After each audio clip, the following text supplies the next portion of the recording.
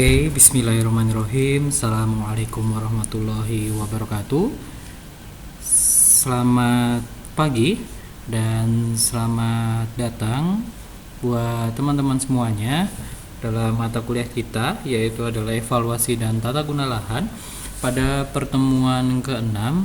Dan hal ini kita semakin mendekati untuk ujian tengah semester, di mana nanti ujian tengah semester akan kita lakukan di pertemuan ke-8, sehingga nanti akan ada satu kali pertemuan lagi untuk minggu depan. Kita akan membahas mengenai klasifikasi lahan menurut sistem FAO. Nah, pada pertemuan yang kemarin kita sempat membahas bahwasanya kita telah membahas mengenai sistem klasifikasi suatu lahan dengan sistem USDA atau United States Department of Agriculture. Nah, di situ teman-teman sudah membahas mengenai atau mengetahui terkait dengan sistem klasifikasi USDA tersebut, di mana juga dibagi menjadi 3 kategori, yaitu adalah tingkat kelas, kemudian tingkat subkelas, dan yang terakhir adalah tingkat unit, di mana untuk tingkat pada kelas dibagi menjadi kelas 1 hingga dengan kelas 8. Nah, kemudian dari kelas 1 hingga kelas 8, semakin tinggi kelasnya akan semakin menurun juga kualitas lahannya, sehingga semakin ketika menurun kualitas lahannya, otomatis resiko kerusakan yang dampak atau resiko kerusakan yang dari hasil pengelolaan lahan yang teman-teman lakukan, maka akan semakin besar juga tingkat kerusakan terhadap lingkungan dan faktor penghambat yang semakin besar juga, sehingga semakin tinggi kelasnya akan semakin sedikit juga macam pengelolaannya. Dan teman-teman kemarin juga sempat sudah membahas dari kelas 1 hingga dengan kelas 4 merupakan lahan yang sesuai untuk usaha pada bidang pertanian.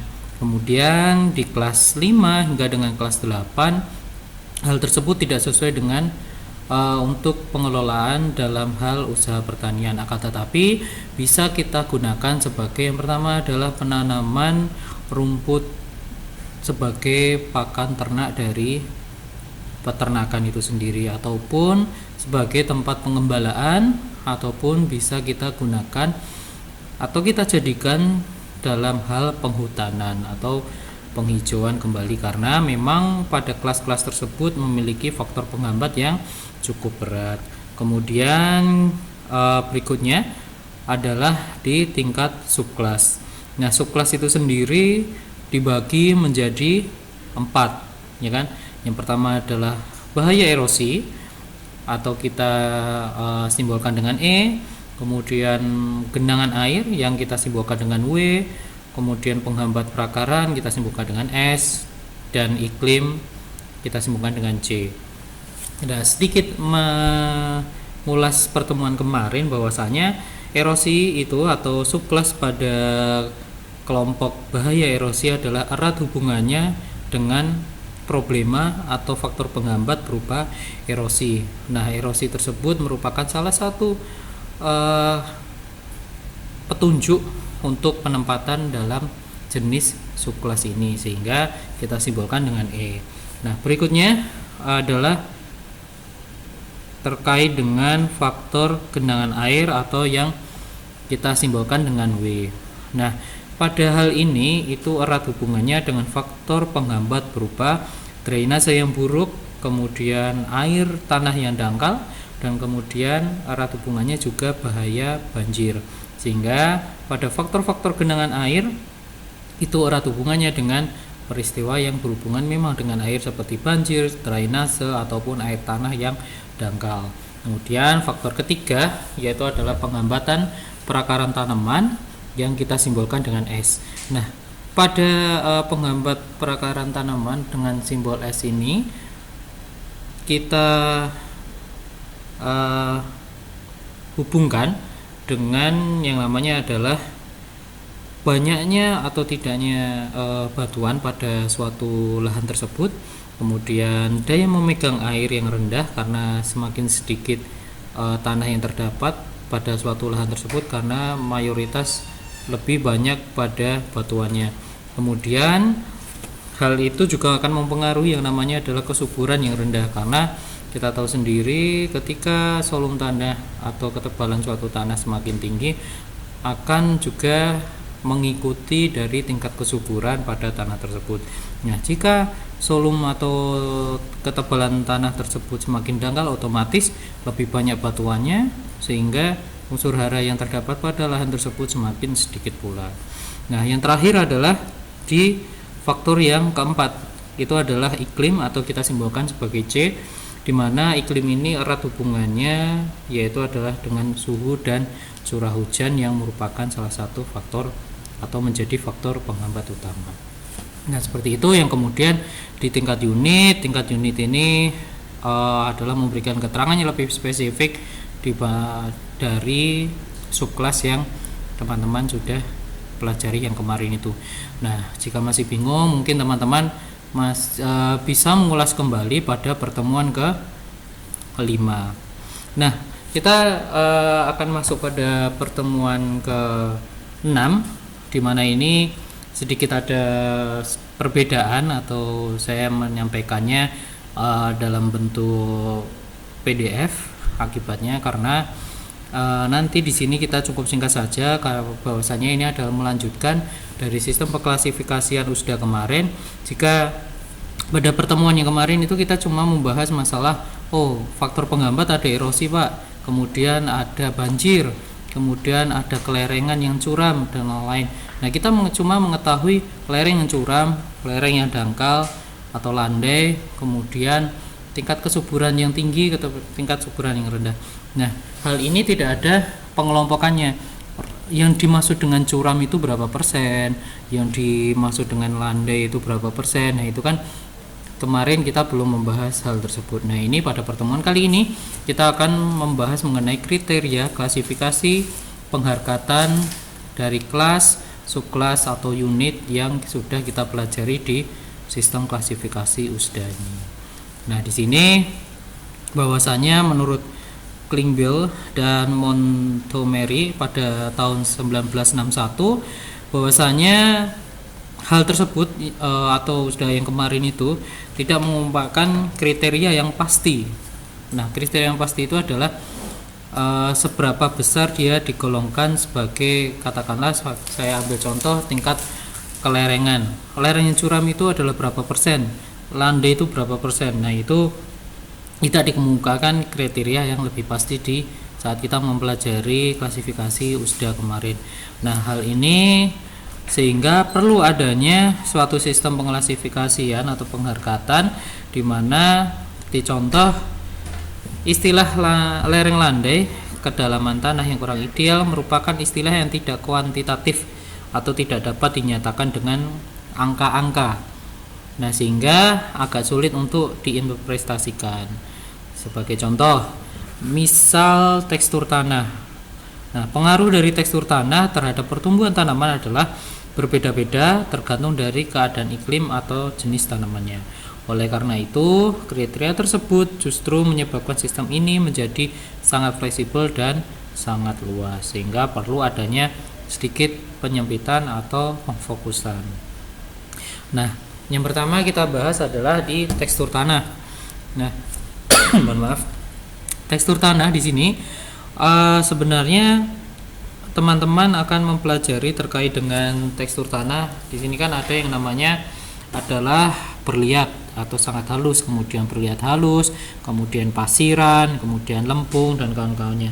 Nah, di sini ada yang namanya adalah segitiga tekstur atau pengelompokan tekstur tanah, di mana kalau teman-teman di sini bisa melihatnya, cara membacanya, mungkin teman-teman sudah menemui segitiga ini yang ada di lab tanah yang ada di kampus kita, Universitas Muria Kudus Fakultas Pertanian. Semakin tinggi di bawah ini ya, semakin tinggi persentase pasir, maka hal tersebut akan berubah seiringnya ini. Katakanlah pasir 10%. Nah, dia termasuk di bagian ini. Kemudian nanti semakin meningkat yang nantinya di 100%, berarti tanah tersebut merupakan tanah pasir. Kemudian ini ke arah ke atas itu merupakan liat, ke arah bawah itu adalah debu. Nah, ini tinggal membacanya saja. Umpamanya teman-teman sudah menguji tekstur tanah, ditemukan debunya sekitar 40%, ya kan? Kemudian liatnya adalah berapa persen? 60%, seperti itu ya. Kemudian pasirnya adalah 40%. Nah, mungkin bisa dilihat dari kotakan yang sebelah ini, seperti itu. Nah, kemudian dari hal tersebut dikelompokkan menjadi 5. Yang dilambangkan T1 itu merupakan bertekstur halus. Nah, yang merupakan tekstur halus itu berarti tekstur apa aja? Dilihat berdebu maupun liat. Kemudian T2 termasuk dalam golongan agak halus, yaitu adalah bertekstur liat berpasir, lempung liat berdebu, lempung berliat, lempung maupun liat berpasir. Kemudian di sini sampai dengan di T5 yang termasuk kasar adalah pasir berlempung ataupun pasir.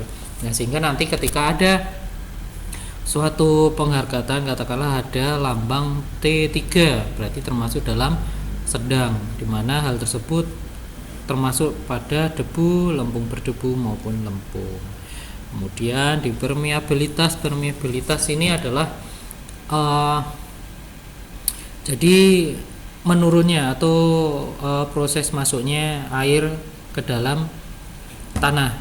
Nah, itu juga bisa dilihat dari lambang-lambang ini juga, yang termasuk P1, kemudian dengan P5 dan lain-lainnya. Kemudian ini juga ada kedalaman kerikil. Jadi di sini kedalaman tanah ketika kita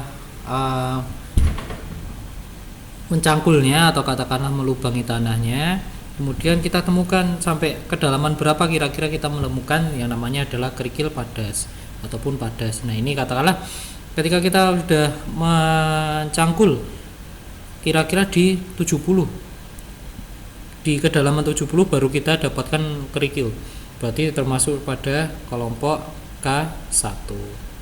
Oh, ternyata ketika kita mencangkul baru 10 cm aja sudah itu ditemukan kerikil maupun padas kayak gitu. Oh, berarti termasuk di K3 itu. Terus ini lereng. Nah, ini kelerengan katakanlah memiliki pada kelas 4 hal tersebut memiliki faktor pembatas, di mana faktor pembatasnya adalah kelerengan yang curam.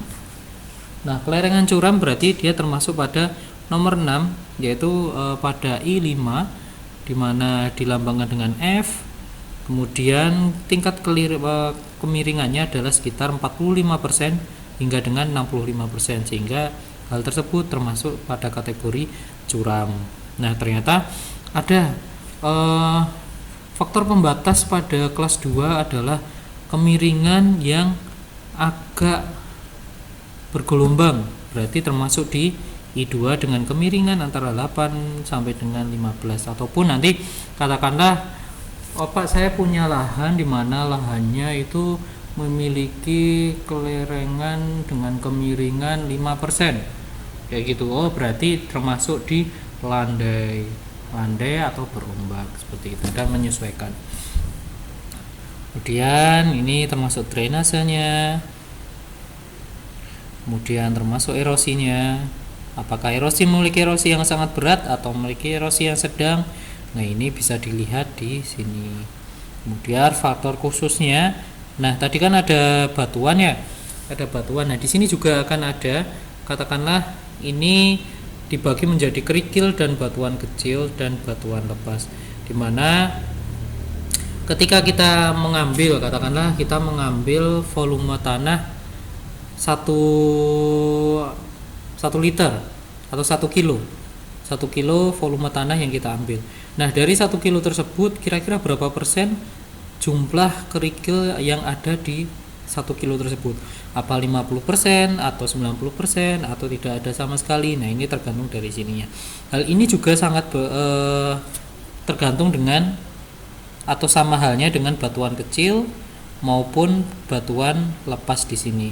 Nah, apa bedanya batuan kecil, batuan lepas ataupun kerikil, Pak? Nah, di sini dilihat dari diameter atau bentuknya atau besar kecilnya dari batuan tersebut. Batuan kecil itu adalah berdiameter lebih dari 2 mili, kemudian kerikil itu berdiameter lebih dari 2 mili sampai dengan 2 cm. Kemudian ketika kita menemukan batuan dengan diameter 7,5 sampai dengan 25 cm, maka hal tersebut termasuk pada batuan kecil. Kemudian katakanlah kita menemukan suatu batuan yang berdiameter lebih dari 25, berarti besar banget. Nah, itu termasuk batuan lepas. Nah, ini sama halnya dengan penghitungannya tadi. Kemudian ada batuan tersingkap juga. Batu tersingkap itu adalah batuan yang memang ada di situ, jadi sulit untuk diambil juga. Katakanlah dari teman-teman jika menemui di daerah dataran-dataran tinggi atau mungkin katakanlah di daerah Sukolilo ataupun di daerah Gunung Kidul, daerah Jogja. Nah, teman-teman menemukan mungkin batuan-batuan sungkap itu kayak karang-karang kalau di sana kan ya. Nah, itu bagaimana? Apakah berapa persen dari luasan yang kita miliki terdapat pada batuan tersebut atau ada batuan tersebut? Nah, semakin besar atau semakin banyak jumlah batuan yang ada di lahan tersebut, otomatis akan sangat tidak pas untuk kita kelola. Karena yang pertama, ketika banyak batuan otomatis pengelolaan akan semakin berat juga. Yang berikutnya akan mahal juga dan memakan waktu juga. Nah, jika pun kita paksakan untuk macam pengelolaan, maka akan sangat besar kemungkinannya mengalami kerugian dan penurunan dari suhu tersebut, dari hasil tersebut. Kemudian yang berikutnya adalah ancaman banjir atau genangan. Di sini dilihat ada beberapa, yaitu adalah dari poin 1 hingga dengan poin 5. Semakin besar ke arah bawah, maka akan semakin besar juga atau semakin berat juga faktor penghambatnya. Nah, jadi di sini ini kita cuma menambahkan terkait dengan penghargaan, atau kemarin kita cuma di klasifikasi USDA itu kan kita cuma mengenal bahwasanya semakin tinggi kelasnya atau semakin besar nomor kelasnya akan semakin besar atau semakin berat juga penghambatnya, faktor penghambatnya, seperti lereng yang semakin curam, lereng yang atau mungkin erosi yang semakin berat. Nah, tapi tidak disebutkan berat itu, bisa dikatakan berat itu seperti apa, Pak? Nah, bisa dikatakan curam itu seperti apa, Pak? Itu belum ada klasifikasinya atau yang bisa disebut dengan penghargatannya. Nah, oleh karena itu di sini itu kita mempelajari penghargatannya atau penilaian klasifikasinya, cuma itu. Dan ini kemudian ini adalah salah satu contoh, ini kelasnya. Jadi kelas 1 sampai dengan kelas 8.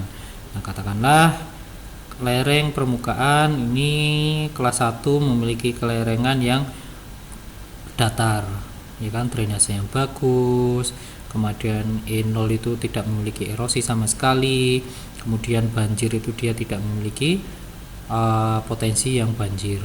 Dan ini bisa dilihat kelas 2 seperti ini, kelas 3 seperti ini, kelas 4 seperti ini. Nah, ini merupakan salah satu patokan dari teman-teman kenapa suatu kelas semakin tinggi itu memiliki faktor yang semakin besar juga atau faktor penghambat yang semakin besar juga. Mungkin itu saja dari perkuliahan kali ini, mungkin cukup singkat, dan semoga teman-teman bisa memahami apa yang sudah saya sampaikan. Jika teman-teman masih ada yang bingung ataupun belum paham, bisa kita diskusikan di forum diskusi yang ada di Sunan. Mungkin itu saja. Untuk pertemuan berikutnya sebelum kita UTS mungkin kita akan belajar mengenai klasifikasi lahan menurut sistem FAO-nya seperti itu. Dan kemudian untuk pertemuan berikutnya kita akan melaksanakan UTS, sehingga dari teman-teman silahkan ada kesempatan untuk masih bertanya sebelum UTS. Yang masih bingung monggo ditanyakan. Itu saja, terima kasih buat perhatian teman-teman. Bila taufik wal hidayah. Assalamualaikum warahmatullahi wabarakatuh.